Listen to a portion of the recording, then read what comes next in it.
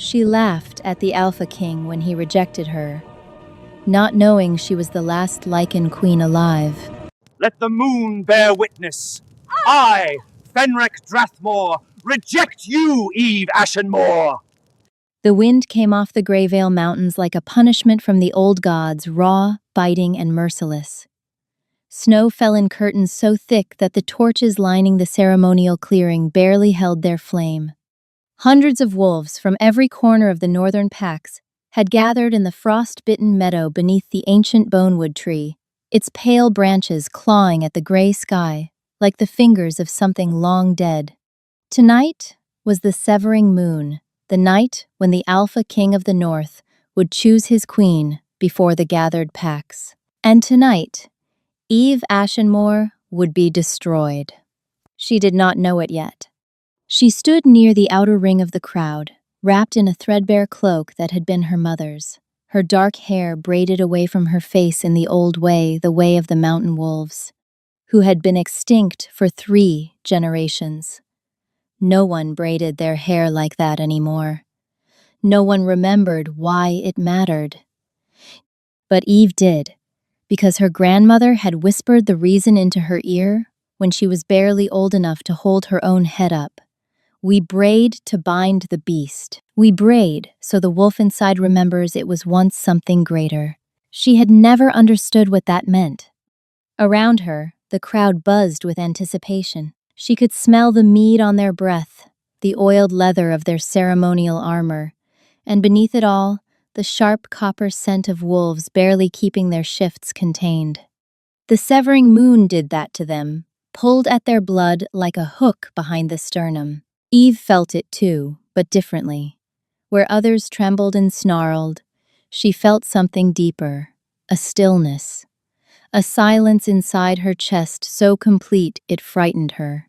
"He's coming," someone whispered, and the crowd parted like water around a stone. Fenric Drathmore, Alpha King of the Northern Packs, walked through the snow as though it bent away from him by choice. He was enormous, taller than any wolf she had ever seen, with shoulders that blocked out the torchlight and eyes the color of molten bronze. His black fur cloak dragged behind him, leaving a trail in the snow like a wound. His jaw was set in a hard line, and his gaze moved over the crowd the way a hawk watches a field. Patient, certain, already knowing what it would take. Eve's heart did something strange when she saw him. It did not race. It did not flutter. It locked like a key turning in a door she had not known existed. Every nerve in her body went taut. The silence in her chest cracked open, and something behind it began to breathe. "Mate." The word arrived in her mind like a bell struck in a cathedral, not her own thought, but something older, something woven into her blood. She staggered. The woman beside her glanced over with a frown, but said nothing. "Mate. He is your mate." Eve's hands began to shake. She pressed them against her thighs, willing them still. This could not be real. She was no one an orphan raised by a grandmother who had died raving about old bloodlines and forgotten queens. She worked the smokehouse at the edge of the Ashenmore settlement, gutting fish and salting venison for wolves who never looked her in the eye. She owned nothing. She was nothing, and the Alpha King was her mate. Fenric reached the center of the clearing, where the bonewood's roots broke through the frozen earth like the ribs of a buried giant. His beta, a lean, scar-faced wolf named Haver, stepped forward and raised his hand for silence. The crowd obeyed instantly. "The Alpha King will now speak the choosing," Haver announced, his voice carrying across the snowfield like a crack of ice. "Let the moon bear witness." Fenric's bronze eyes swept the crowd. Eve felt the moment his gaze passed over her, it was like standing in the path of a forest fire. Every hair on her body rose. Her wolf, the quiet thing that had always lived so deep inside her that she sometimes forgot it existed, surged forward with a force that nearly buckled her knees. But his eyes did not stop. They moved past her as though she were another shadow among the trees. Then they stopped on a woman standing directly across the clearing. Thessaly Vorun, daughter of the Western Alpha, golden-haired, tall, draped in white fox fur, that made her look like she had been carved from the snow itself. She smiled when Fenric's gaze found her a small, knowing smile, as though she had been expecting this her entire life. "No," Eve whispered. The word fell out of her like blood from a wound. Fenric opened his mouth to speak the choosing, and then he stopped. His nostrils flared. His head turned, slowly, back toward the outer ring of the crowd, back toward Eve. Their eyes met. The world went silent. The wind stopped. The snow hung suspended in the air like frozen stars. Eve felt the bond snap into place between them, a thread of gold and iron, unbreakable, ancient, real. She saw the recognition in his face, the widening of his bronze eyes, the way his breath caught in his throat like a man who had just been run through with a blade. He felt it too. For 3 heartbeats, they simply stared at each other across the clearing. 3 heartbeats in which Eve's entire life rearranged itself. She was not no one. She was his. He was hers. The bond had spoken, and the bond did not lie. Then Fenric's jaw hardened. Something shuddered behind his eyes. A door slamming. A wall going up. He turned back to face the crowd, and when he spoke, his voice was iron. "I, Fenric Drathmore, Alpha King of the Northern Pax, reject the bond the moon has offered me." A gasp rippled through the crowd like a stone dropped in still water. The female standing in the outer ring, he did not look at her, would not look at her, is not fit to stand beside me. She carries no name, no pack of consequence, no bloodline worthy of this throne. I will not bind myself to a smokehouse girl when the survival of the Northern Pax demands strength. He still would not look at her. I choose Thessaly Vorun as my queen. The silence that followed was so absolute that Eve could hear the hiss of snowflakes landing on the torches. Every eye in the clearing turned to her. She could feel them, hundreds of gazes, sharp as needles, pressing into her skin. Pity, contempt, amusement. Some of the younger wolves were already whispering behind their hands. Thessaly's small, knowing smile widened, and something inside Eve, something she had spent her entire life keeping quiet, keeping buried, keeping still moved. She laughed. It started low, barely a sound, a breath that curled in the frozen air like smoke. Then it grew. Not hysterical, not broken. A laugh that came from somewhere so deep inside her that it seemed to rise from the earth itself, from the roots of the bone wood, from the frozen bones of the mountain, from a place older than the Pax and their kings and their petty ceremonies of choosing. The crowd went rigid. Wolves did not laugh when they were rejected by an alpha. They wept. They begged. They collapsed. Some had been known to lose their minds entirely, their wolves shattering inside them like glass. Eve Ashenmore threw her head back and laughed at the sky. Fenric finally looked at her. His bronze eyes were wide, uncertain. For the first time in his life, the Alpha King of the North did not know what he was seeing. "You think," Eve said, her voice cutting through the snowfield like a blade forged in starlight, "that you are rejecting me?" She took a step forward. The crowd shrank back. "You think you have the power to choose who is worthy?" Another step. The snow beneath her feet had begun to melt, not from heat, but from pressure. Something was pressing down through her, into the earth, something so heavy that the ground itself could not bear it. "You poor small king?"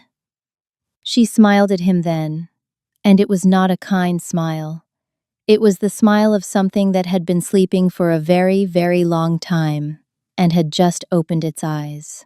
Then she turned her back on him, on all of them, and walked into the storm. The snow swallowed her whole. Eve walked until the torchlight was a memory, and the sounds of the ceremony were buried beneath the wind. She walked until her legs burned, and her lungs ached, and the cold had seeped so deep into her bones that she could no longer feel her fingers. The storm had thickened into something almost solid, a wall of white that erased the world in every direction. She should have been terrified. She should have been broken. A rejected mate, especially one rejected publicly, by an alpha king, before the gathered packs should have felt as though her soul had been torn in half. Instead, she felt awake. The silence in her chest, the one that had lived there her entire life, the one she had always assumed was emptiness, was not silent anymore. It was humming, a low, resonant vibration that she could feel in her teeth, in her spine, in the roots of her hair. It was the sound a mountain makes before it splits open. It was the sound of something enormous drawing breath. Eve stopped walking. She was standing in a clearing she did not recognize, a perfect circle of flat stone, swept clean of snow by wind or by something else. The trees around the edges were not bonewood. They were older. Their bark was black as coal, and their branches were bare, reaching upward like hands raised in supplication. She had never seen trees like this. She was certain no one alive had. "I know this place," she whispered, and the words came out in a voice that was not entirely her own. The humming inside her chest split open, and her wolf, her quiet, buried, forgotten wolf, rose. But it was not the wolf she had always carried. That wolf had been small and silent, more shadow than substance. This was something else entirely. This was vast. This was ancient. This filled every corner of her body and then overflowed, pouring out of her skin like light through cracked glass. Her bones began to shift, her spine arched. Her hands struck the frozen stone and her fingers lengthened into claws that gouged channels in rock that had stood for 1,000 years. She did not become a wolf. She became a lichen. The distinction mattered more than any living creature understood, because no living creature had seen a lichen in over 500 years. Wolves shifted into four-legged beasts, larger than natural wolves, stronger, faster, but still recognizably animal. Lichens were something else. Eve rose onto two legs that were longer than she was tall. Her body covered in fur the color of a winter storm's silver white shot through with veins of deep, impossible black. Her eyes, when she opened them, were not bronze like Fenric's, not gold like the lesser alphas. They were the color of the moon itself, pale, luminous, and ancient beyond reckoning. She stood 12 feet tall. Her claws could have torn through castle walls. Her teeth were the length of daggers. And when she opened her mouth, the sound that came out was not a howl. It was a command. A single note that rolled across the frozen landscape like thunder, shaking snow from the black trees and sending it cascading to the ground in great white sheets. Every wolf within 20 miles felt it. In the ceremonial clearing, midway through his hollow choosing, Fenric Drathmore dropped to his knees. He did not decide to kneel. His body simply obeyed, responding to an authority so far above his own that his alpha blood recognized it the way a candle recognizes the sun. Havers staggered. Thessaly Vorun went white as the fur she wore. Across the snowfield, wolves who had been standing proud and tall buckled as though struck, their wolves rolling onto their backs inside them in an instinctive display of absolute submission. "What?" Fenrec gasped, his hands clawing at the frozen earth. His body was shaking. Not from cold, from recognition.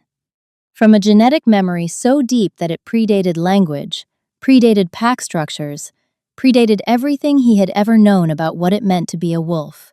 What is that? No one could answer him, because no one knew. The last wolf who could have answered that question had died 5 centuries ago, taking the knowledge with her into the ground. In the clearing of black trees, Eve stood in her lichen form and breathed. The cold did not touch her. The storm parted around her as though afraid. And in the hum that filled her body, the hum that she now understood had always been there, always waiting, always patient, she heard a voice. It was her grandmother's voice. We braid to bind the beast. We braid so the wolf inside remembers it was once something greater. Now she understood. The braids had not been for binding her wolf. They had been for binding her lichen, for keeping the ancient blood quiet until the moment it was needed. Until the moment the world broke her open and the truth came pouring out, her grandmother had known. Had always known. Had raised her in obscurity and poverty and silence, not out of cruelty, but out of desperate, terrified love, because the last lichen queen to reveal herself had been hunted by every pack on the continent and torn apart by wolves who feared what they could not control. Eve tilted her massive head toward the sky and let the snow fall on her face. She could feel the world differently now. She could feel every wolf in the territory, not just their presence, but their hearts, their fears, their loyalties. She could feel the land itself, the old magic that ran through it like veins of silver through stone. She could feel the ley lines, the ancient channels of power that the packs had long forgotten, but that the lichens had once used to hold the world together. And she could feel something else. Something dark. Something wrong. Far to the north, past the Greyvale Mountains, past the shattered coast, in a place where the snow never stopped falling and the sun never rose, something was moving. Something that had been imprisoned there for centuries, held in place by lichen magic that had been weakening year by year as the last of the lichen bloodline dwindled. Something that would break free soon, very soon. And when it did, no Alpha King, no matter how strong, how proud, how certain of his own power, would be able to stop it. Only a lichen could. Only her. Fenrek could not sleep. 3 days had passed since the Severing Moon ceremony, and the Alpha King of the North had not slept for any of them.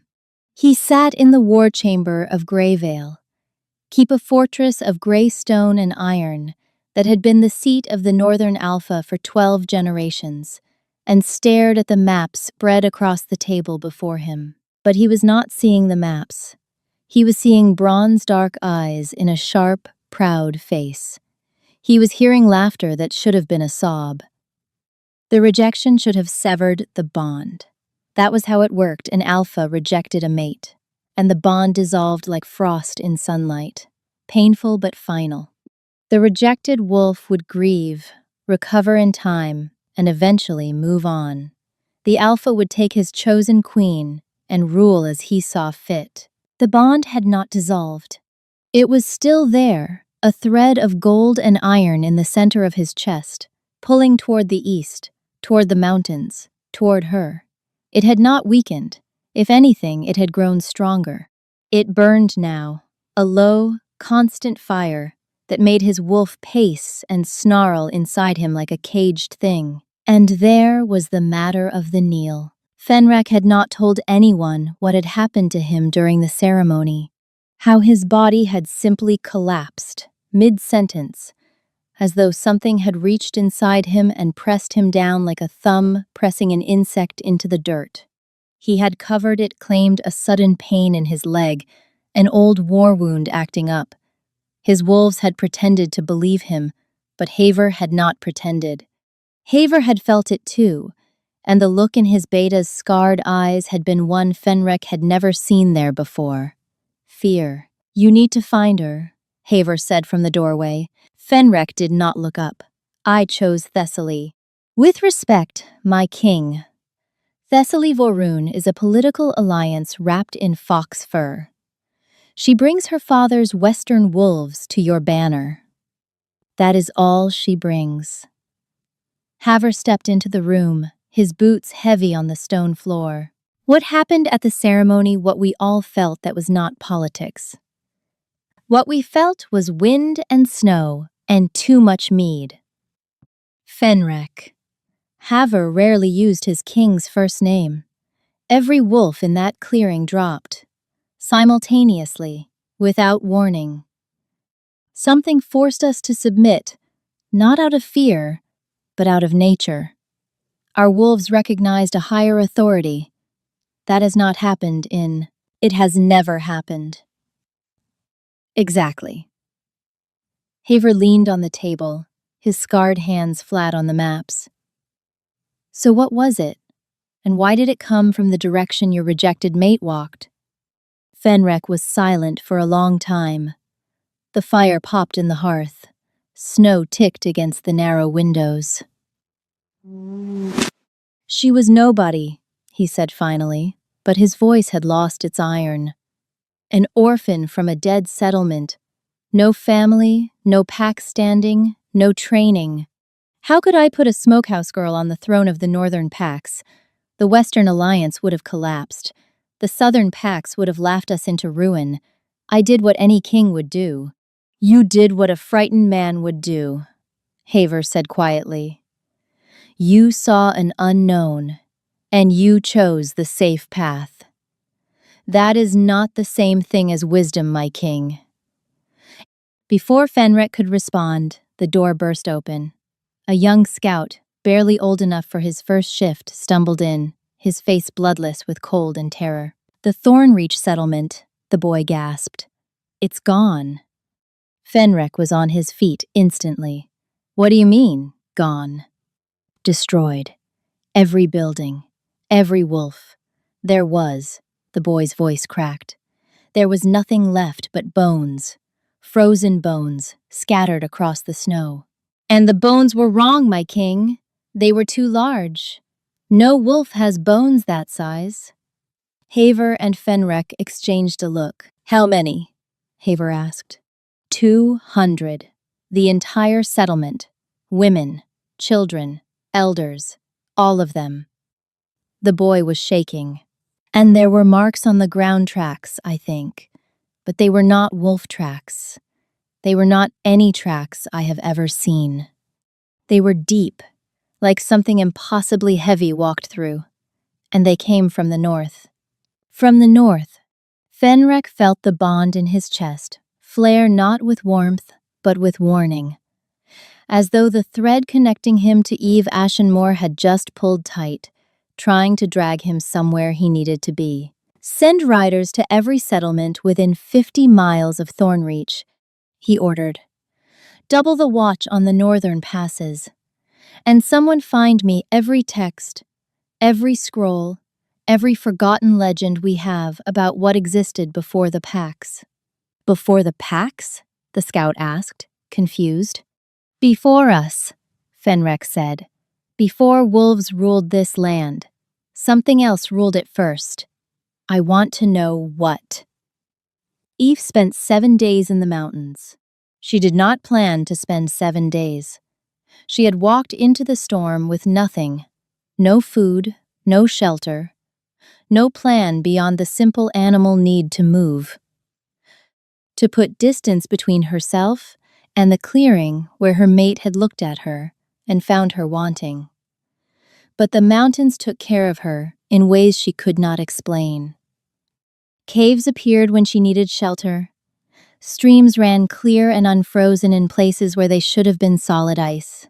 Deer walked toward her instead of away, standing still in the snow as though offering themselves. The land itself seemed to respond to her, bending, shifting, providing as though she were not walking through the wilderness, but through a house that had been waiting for its mistress to return. Each night, she shifted. Each time, the lichen form came more easily, more naturally, as though her body was remembering a shape it had always been meant to hold. And each time she shifted, she learned something new. On the first night, she learned to hear the ley lines, the channels of ancient power that ran through the earth like underground rivers. They hummed at frequencies that only lichen ears could detect, and their songs were maps. She could trace them across the continent, feeling where they ran strong and where they had grown thin and weak. On the second night, she learned that the ley lines were fraying, badly. In the north, where they converged beneath the shattered coast, they were barely holding together threads of power stretched so thin that she could feel them vibrating with strain. And beneath them, pressing against them from below. Something pushed. On the third night, she dreamed. Not the fractured, meaningless dreams of an ordinary wolf, but structured, purposeful visions that played out behind her closed eyes, like memories belonging to someone else. She saw a woman who looked like her, the same sharp face, the same dark hair, the same stillness in the chest, standing on a cliff above a frozen sea. The woman was enormous in her lichen form, silver-white fur rippling in a wind that smelled of salt and ancient ice. Below her, something moved in the water, something vast and dark, with eyes like burning coal. Morvaith, the woman said, and the name was a prison, a word of binding that pressed the dark thing down beneath the waves and held it there, held it screaming and thrashing in chains of pure lichen will. Eve woke gasping, the name still ringing in her skull. Morvith. She knew it the way she knew her own heartbeat, not from learning, but from blood. The thing beneath the shattered coast. The thing that had been imprisoned there for 500 years, held in place by lichen magic woven into the ley lines themselves. The magic that was now failing because the lichens were gone, because she was the last one, because her grandmother had hidden her so well that the bloodline's power had nearly guttered out entirely. On the fourth night, she understood what the destruction of Thornreach meant. She had felt it, a ripple of wrongness across the ley lines, a tremor of dark energy that tasted of ash and old blood. Morvaith was testing its chains, reaching through the cracks in the failing ley lines to touch the surface world. And each time it reached through, something died. On the fifth night, she realized she could not do this alone. The binding that held Morvaith required more than one lichen. In the old days, in the age before the packs hunted the lichens to extinction out of jealousy and fear, there had been an entire court of lichen queens, 7 of them, each anchoring a different section of the binding. When the last court fell, the final queen had poured everything she had into the ley lines, burning herself out to forge a seal strong enough to hold without lichen maintenance. That seal was now breaking, and Eve was one woman. But she was not without resources. The lichen queens had not trusted their wolf cousins for good reason, but they had left something behind. Relics. Anchors of condensed lichen power, hidden in 7 locations across the continent, each one containing enough raw power to reinforce a section of the binding. If Eve could find them, could activate them with her blood, she could restore the seal. On the 6th night, she mapped them. The ley lines sang their locations to her 7 points of light scattered across the frozen north, each one pulsing with a power that answered to her blood and her blood alone. On the 7th night, she came down from the mountains. She walked into the settlement of Ashenmoor just before dawn, when the sky was the color of a bruise and the cook fires were only beginning to send their thin columns of smoke into the frozen air. She looked different, not in any way that could be easily named. She was still lean, still sharp-featured, still wearing her dead mother's threadbare cloak. But there was something in her eyes that had not been there before. A depth, a weight, the look of someone who had seen the shape of the world from very far above and understood, with perfect clarity, how small and fragile it truly was. The smokehouse master saw her first. He was a thick-necked wolf named Drugan, who had never spoken more than 12 words to her in the 10 years she had worked for him. "You're late," he grunted. "I'm leaving," Eve said. She walked past him without slowing, into the small hut that had been her home, her grandmother's home, for as long as she could remember. It was one room, barely larger than a horse stall, with a packed earth floor and a single window that had been patched with oilcloth so many times it was more patch than cloth. She gathered what little she had: a knife with a bone handle, a coil of rope, a pouch of dried meat, and a small bundle wrapped in deerskin that she had never been allowed to open. Her grandmother had given her the bundle on the old woman's last lucid day. "When you know what you are," she had said, her eyes fever bright and terrified. Only then, not before. Promise me. Eve now knew what she was. She unwrapped the deerskin. Inside was a circlet, thin, silver-white metal that seemed to glow with its own light, etched with symbols that Eve could now read as easily as breathing. Lycan script, the language of the queens. And the inscription was simple. I was last. You will be first again. She placed the circlet on her brow. It settled against her skin like it had been made for her, because it had been forged by the last Lycan queen, 500 years ago, for the descendant she had seen in her dying vision. The descendant who would be born into hiding, raised in ignorance, broken open by rejection, and reforged into something the world desperately needed and did not deserve. Eve Ashenmore stepped out of her grandmother's hut and into the early gray dawn, and she was no longer a smokehouse girl. She was the last Lycan queen, and she had 6 relics to find before the world ended. She found the first relic in the ruins of Aldenmere, a Lycan stronghold that had been razed so thoroughly that only the foundation stones remained, buried under centuries of ice. The relic was a sphere of crystallized Lycan energy, small enough to fit in her palm, and when she pressed it against the ley line node beneath the ruins, it detonated with a pulse of silver light that she felt in every cell of her body. The ley line strengthened. The fraying stopped, at least in that section.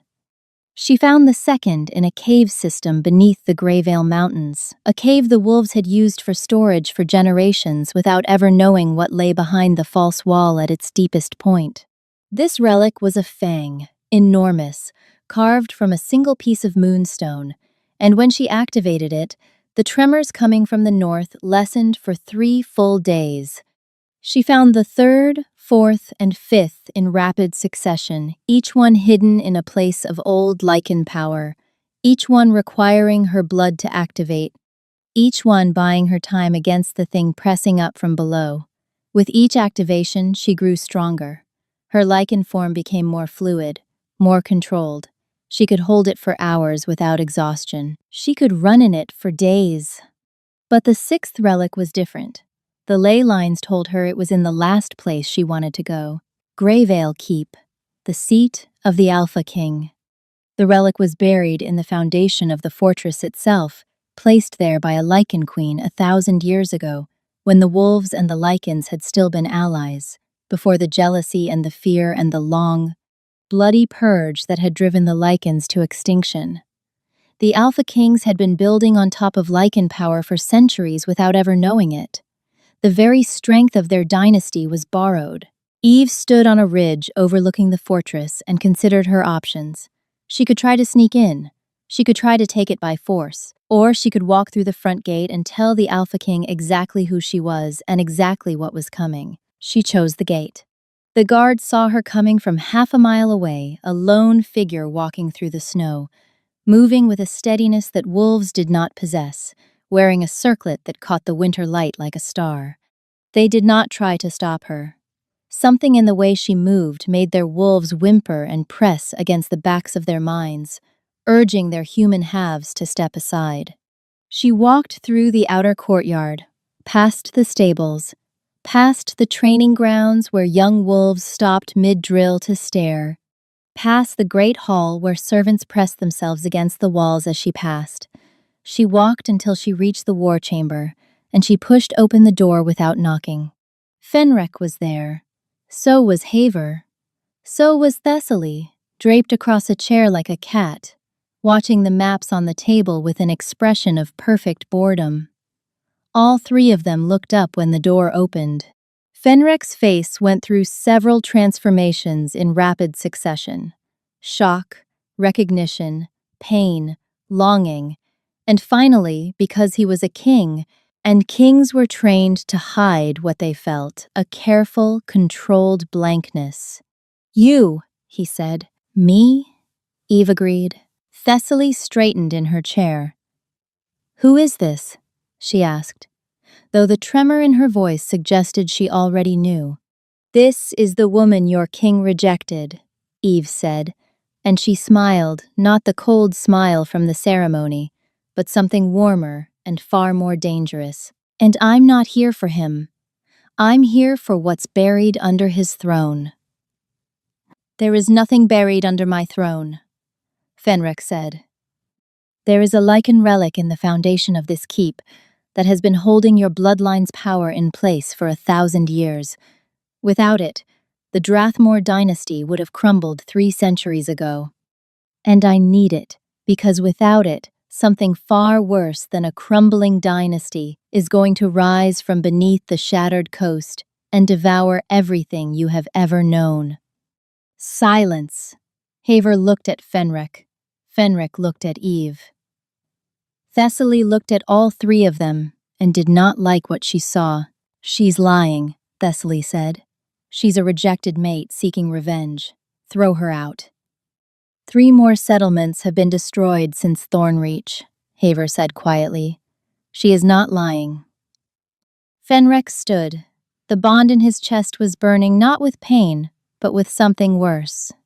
Truth. He could feel it through the mate bond, feel the sincerity radiating from Eve like heat from a forge. She was not lying. She was not seeking revenge. She was trying to save them. All of them. Including him. Including the man who had humiliated her before the entire North. "What are you?" he asked, and his voice was hoarse. Eve met his eyes. The bond between them sang, "I am the last of the Lichen Queens, the last of the bloodline your ancestors helped destroy. And if you do not let me into your foundation tonight, there will be no North left to be king of." She let a flicker of her true power show, just a flicker, just enough to press against the wolves in the room and remind them of what they had felt on the severing moon. Fenric's knees buckled slightly. Haver gripped the table. Thessaly gasped and stumbled backward, her careful composure shattering. "Take me to the foundation," Eve said. "Now." The foundation of Greyvale Keep was older than the keep itself, a vast chamber of black stone, carved not by wolf hands but by lichen claws, deep beneath the fortress where the bedrock met the frozen earth. Fenric led the way with a torch, and Eve walked beside him in silence that was neither comfortable nor hostile. It was the silence of 2 people who had too much to say, and no language yet for saying it. "I did not know," Fenric said finally, as they descended the last stairway into the dark. "That I was a lichen? Neither did I." "That is not what I meant." He stopped at the bottom of the stairs and turned to face her. In the torchlight, his bronze eyes were liquid, and the controlled blankness was gone. In its place was something raw. "I did not know what I was throwing away. I looked at you, and I saw a problem, a complication, a woman who would make my reign harder. I did not see you." "No," Eve said. "You didn't." "I am sorry." "I know. I can feel it through the bond." She paused. "I am not here for your apology, Fenric. I am here because something is going to tear this world apart, and I am the only one who can stop it, and the thing I need to stop it is under your feet. Your guilt is not useful to me right now." He flinched, but he nodded. "Then let me be useful in other ways. What do you need?" "This relic will cost something when I activate it. It's different from the others. It's been integrated into the ley line node beneath the keep for a millennium. Pulling it free and reactivating it will temporarily collapse the power source your fortress draws from. For roughly 12 hours, every wolf in Greyvale will lose their enhanced strength, their healing, their shifting. You will be as vulnerable as humans. And if the dark thing attacks during those 12 hours, then you will have to fight as humans fight, with steel and courage and stubbornness." She looked at him, and for the first time, something softened in her expression. "I am told the Drathmore line has no shortage of stubbornness." Despite everything, he almost smiled. The relic was embedded in the floor of the chamber, a disk of the same silver-white metal as her circlet, etched with lichen script that pulsed with a faint, exhausted light. Eve knelt before it and pressed her hands flat against its surface. The metal was warm, despite the cold of the deep stone. "When I do this," she said without looking up, "you will feel the bond between us more clearly than you have ever felt it. I need you to be prepared for that." "Why?" "Because lichen power flows through bonds. Mate bonds, blood bonds, pack bonds. When I activate this relic, the bond between us will become a conduit. You will feel everything I feel, including what Morvaeth truly is." She did not wait for him to respond. She pressed her blood into the relic and spoke the word of awakening, a lichen word, heavy and resonant, that shook dust from the ceiling and made the torch in Fenrek's hand gutter and nearly die. The relic exploded with silver light, and Fenrek saw, through the bond, through Eve's eyes and senses and ancient awakened blood, he saw what lay beneath the shattered coast. He saw Morvaeth, not a creature, not a beast, but an absence, a hunger given form, a thing that existed before wolves, before lichens, before the mountains themselves. It was the dark that had existed before the first moon rose, and it had been imprisoned by lichen queens who had burned themselves to ash to keep it caged. He saw the chains of light that held it ley lines woven into a net of impossible complexity, each node anchored by a lichen relic, each relic powered by blood that had been royal when the first wolf was still learning to howl. He saw how thin the chains had become, how close they were to breaking. He saw what would happen when they did not a war, not an invasion, but an unmaking. Morvaeth would not conquer the world, it would erase it. Every wolf, every human, every living thing would simply cease to be, consumed by a darkness so complete that even memory would be devoured. The vision ended. Fenrek was on his knees again with tears freezing on his face and his hands shaking so badly that the torch lay sputtering on the floor. "You understand now," Eve said. She was standing over him, her face drawn and pale from the cost of the activation, but her eyes were steady. "This is bigger than pacts and thrones and political alliances. This is everything." "I understand," he whispered. "There is one more relic, the seventh.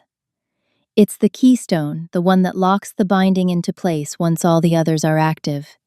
It's at the shattered coast itself, at the edge of Morvaeth's prison. You can't go there alone. I was planning to." "No." Fenrek stood. He was still shaking, but his voice was the voice of a king again. Not the arrogant king who had rejected his mate for political convenience, but something older, something better. A king who had seen the abyss and chosen to face it. "You will not go alone. The northern packs ride with you. Your wolves cannot fight Morvaeth. No, but they can fight what Morvaeth sends. The things that destroyed those settlements, they were scouts, fragments of Morvaeth's power, reaching through the cracks. My wolves can hold the line against those, while you do what only you can do." Eve studied him for a long moment. Through the bond, she felt his determination granite solid, unyielding, fueled by guilt and awe, and something she was not yet ready to name. "Very well," she said. "We ride at dawn." The march to the shattered coast took 9 days. 9 days through the worst terrain the north had to offer, frozen passes where the wind cut like a blade, forests of ancient black trees where the light never fully penetrated, river crossings where the ice groaned and cracked beneath the weight of 3,000 wolves. Fenrek led from the front, as his father had taught him, and Eve walked beside him, her circlet gleaming in the perpetual gray light, her presence a beacon that the wolves followed, not out of obedience, but out of instinct. They did not speak of the bond. They did not speak of the rejection. There was too much to do, too much at stake, and the unspoken thing between them was too large for the small spaces between march and camp, and march again. But it was there, growing, deepening, evolving into something that neither of them had language for. Thessaly had been left behind at Greyvale Keep, furious and frightened. Before they departed, she had confronted Fenrek in the courtyard, her golden hair whipping in the wind. "You are choosing her," she had accused. "I am choosing survival," he had replied. And he had meant it. But they both knew it was not the whole truth. On the 5th day, the attacks began. Morvaeth's fragments came at night, massive, shapeless things made of shadow and hunger, with no eyes and no mouths, and no sound, except the horrible absence of sound. They moved through the camp like black water, dissolving everything they touched. The first night, they lost 40 wolves. The second night, 60. On the third night, Eve shifted. She walked into the center of the camp in her lichen, formed 12 feet of silver-white fury, with moonlight eyes and claws that left grooves in frozen stone, and she howled. Not a wolf's howl. A lichen's command. The fragments of Morvaeth recoiled. They did not flee, but they hesitated. And in that hesitation, the wolves fell on them with tooth and claw and tore them apart. After that, Eve stood guard every night while the wolves slept. She did not sleep herself. Fenrek would come to her in the deepest part of the night, bringing hot broth that she drank in her lichen form, holding the cup in claws that could have crushed his skull, and they would sit in silence together at the edge of the camp while the snow fell around them. "Are you afraid?" he asked her on the 8th night. "Yes," she said, her lichen voice a low rumble that vibrated in his chest. "Not of dying, of failing. If I cannot set the keystone, everything ends. Not just us, everything. Every mother singing to her child, every old wolf telling stories by the fire, every first snow and every thaw, all of it, gone. You will not fail. You cannot know that. No, but I know you. I have watched you for 9 days, and I know what I rejected. You are the strongest creature I have ever seen, Eve. Not because of the lichen blood. Because of who you were before you knew about it. A woman who laughed when she should have broken. A woman who walked into a storm instead of begging for mercy. That woman will not fail." She was quiet for a long time. When she spoke, her lichen voice had softened to something almost gentle. "When this is over, if I survive, we will need to talk about that bond." "Yes," he said, "we will." The shattered coast appeared on the 9th day like a wound in the world. It was exactly as its name suggested, a coastline that looked as though a god had taken a hammer to it, breaking the cliffs into jagged shards of black rock that jutted out over a sea of churning gray. The water was not frozen. It should have been, this far north, but it was not. It moved with a sluggish, oily quality that made the wolves whimper and press close together. Beneath the water, something glowed. A faint, sickly light, pulsing with a rhythm that was almost like breathing. "There," Eve said, pointing to a promontory that extended far out over the water, the farthest point of land, battered by waves and wind, with a flat stone surface at its tip that bore the worn but unmistakable marks of lichen claws. "The keystone node. That's where the last queen stood when she forged the binding. And that's where you must stand now." Yes, she shifted into her lichen form for the last time. She was magnificent silver-white against the gray sky, her circlet blazing with light, her moon-pale eyes fixed on the promontory with an expression of absolute resolve. The wolves who saw her would speak of this moment for the rest of their lives. Their grandchildren would hear about it. The image would become legend, the lichen queen, standing on the edge of the world, about to face the dark alone. Fenrek stepped forward. "Eve." She looked down at him. In her lichen form, she towered over him, and for a moment, the absurdity of it struck them both. This enormous, ancient, impossibly powerful creature, and the Wolf King, who had once dismissed her as a smokehouse girl. "Come back," he said. "I will try." "That is not good enough." "Come back, Eve." That is an order from your mate." She bared her teeth. It took him a moment to realize she was smiling. "You rejected me, remember? You have no authority to order me anywhere, Alpha King. Then I am asking, come back to me." She held his gaze for one long, burning moment. Then she turned and walked onto the promontory, and the world held its breath. The moment her claws touched the keystone node, the sea erupted. Morvaeth rose not fully, not yet, but enough. A pillar of absolute darkness burst from the water, reaching toward the sky like a hand, and the sound it made was the sound of everything ending. Wolves screamed. Some shifted involuntarily, dropping to 4 legs as their animals took over in pure, primal terror. Eve stood firm. She pressed her blood into the stone.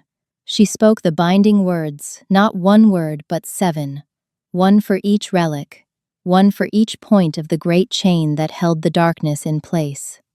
As each word left her mouth, a beam of silver light erupted from the corresponding relic across the continent, arcing across the sky like threads on a loom, converging on the promontory where she stood. The 7th word was the hardest. It required not just power, but sacrifice, the willingness to pour herself into the binding, to become part of the chain, to anchor it not with magic alone, but with the very essence of what she was.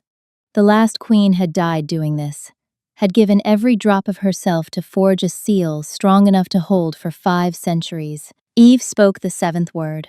The light intensified until the entire coast was bathed in silver. The pillar of darkness screamed a sound beyond sound, a vibration that cracked stone and flattened waves, and drove every wolf for 100 miles to their knees. It thrashed against the chains of light, against the binding that was weaving itself tight around it, pulling it down, down, down. And then, it was over. The darkness plunged beneath the waves. The sea went still. The sky, which had been gray for days, cracked open, and for the first time in Eve's memory, the sun broke through the clouds above the shattered coast, spilling golden light across the frozen cliffs, and the dark water, and the promontory, where a silver-white lichen stood with her arms raised and her eyes blazing with the light of the reborn binding. She did not die. The last queen had been alone. She had poured herself out because there was nothing else to pour. But Eve was not alone. Through the mate bond that Fenrek had rejected but that had never broken, had never even weakened, she felt him, his strength. His stubborn, foolish, magnificent strength, flowing through the bond like a river, filling her where the binding had emptied her, keeping her alive when the magic would have consumed her. He had not known he was doing it. He had simply stood at the base of the promontory, his hands clenched, his bronze eyes fixed on her silver form, and refused with every fiber of his being to let her go. The bond had done the rest.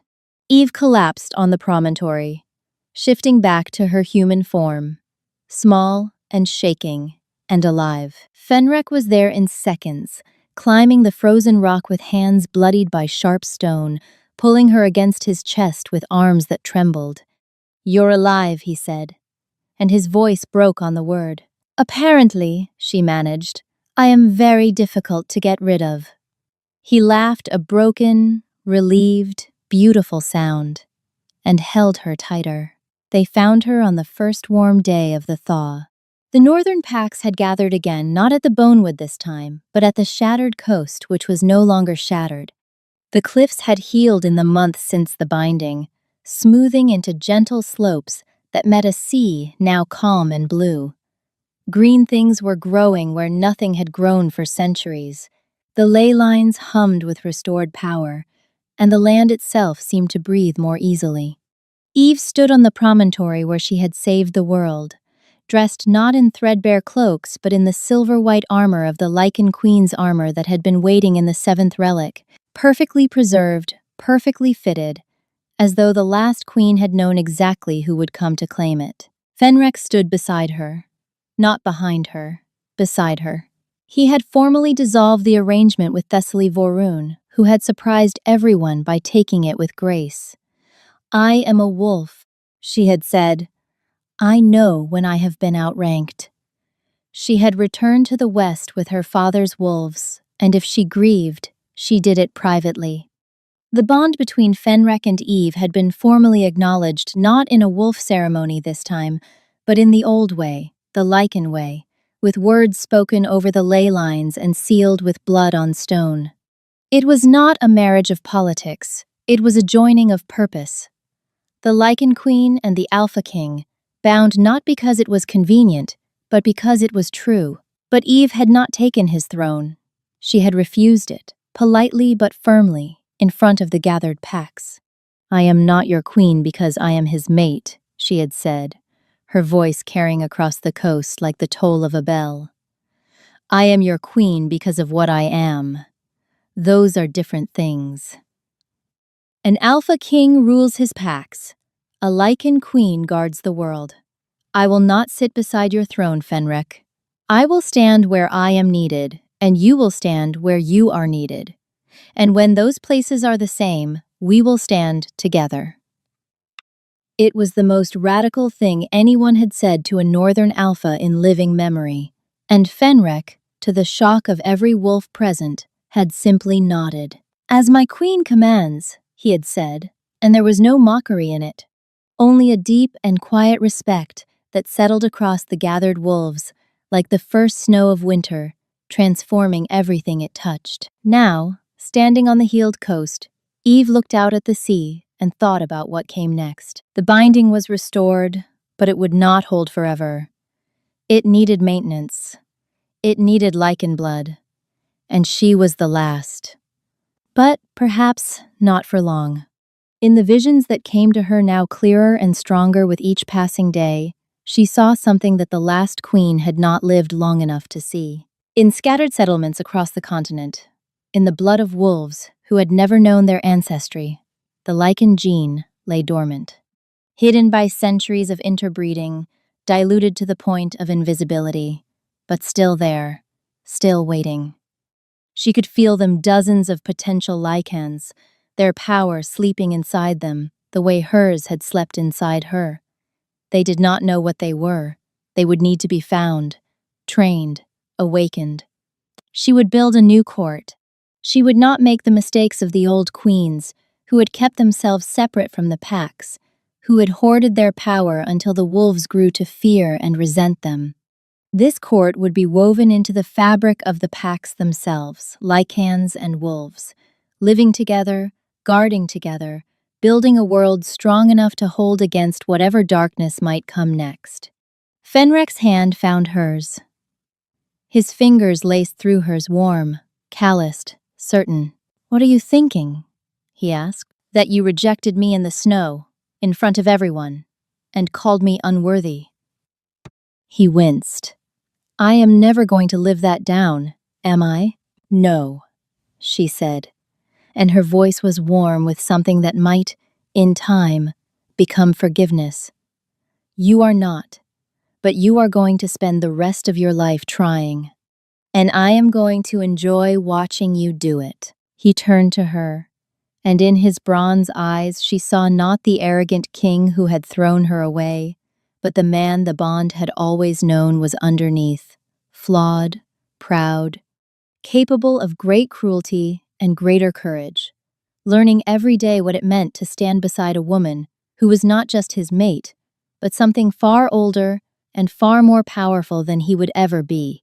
"I will spend every day earning what I was too blind to accept," he said.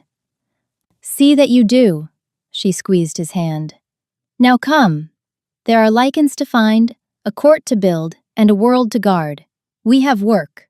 She walked forward, into the sunlight, toward the future she had never dared imagine, the smokehouse girl who had become a queen, the last of her kind who would not be the last for long. Behind her, the sea sparkled, the ley lines hummed, and somewhere deep beneath the shattered coast, bound by chains of light and blood and the unbreakable will of a woman who had laughed when she should have broken, the darkness slept. For now,